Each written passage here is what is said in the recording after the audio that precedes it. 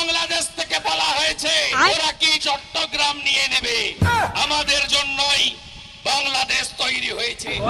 মনে নেই রাজাকারের বাচ্চা 71-এ 93,000 রাজাকার ধরা পড়েছিল ভারতীয় আর্মির হাতে।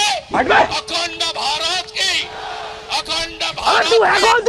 এই ধীরেন্দ্র বাবু বোস, এই হারামিটার সাহস দিন দিন বেড়ে গিয়েছে।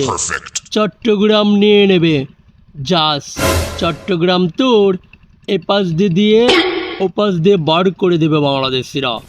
আবার বলছে এই লেংটুর দল মিলে নাকি বাংলাদেশ তৈরি করেছে। বলছিলাম যে ঘু গোবর খেয়ে একেবারে বেরেন্ডা তোদের পচে দুর্গন্ধ হয়ে গিয়েছে, তাই যেখানে সেখানে এই সকল আবুল তাবুল কথা বলে বেড়াচ্ছিস। আবার বলছিস যে ভারতীয় বিএসএফ এর হাতে নাকি ওই 93,000 রাজাকার ধরা পড়েছিল। আমি বলছিলাম কি যে তাহলে সেই রাজাকারগুলো কোথায় গেল, কোথায় রাখলেন তাদের? আপনার খাটের নিচে নাকি পাছার নিচে রাখলেন? বাংলাদেশিদেরকে দেখিয়ে দিন, প্রমাণ করে দিন সেই 93,000 রাজাকারের কি হাল করেছেন আপনারা।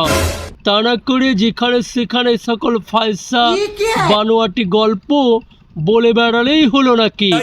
বাংলাদেশিরা এমনি আমাদেরকে দেখতে পারে না এই সকল ফায়সা ফালতু আবুল তাবুল কথা বলার জন্য।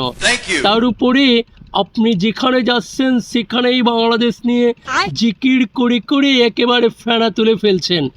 ভালো কথা কি আপনি কখনো শিখবেন না, বলতে পারবেন না? সকাল বিকাল দুপুর সন্ধে রাত্রে শুধু বাংলাদেশিরা কি করলো না করলো সেটা নিয়ে পড়ে থাকেন।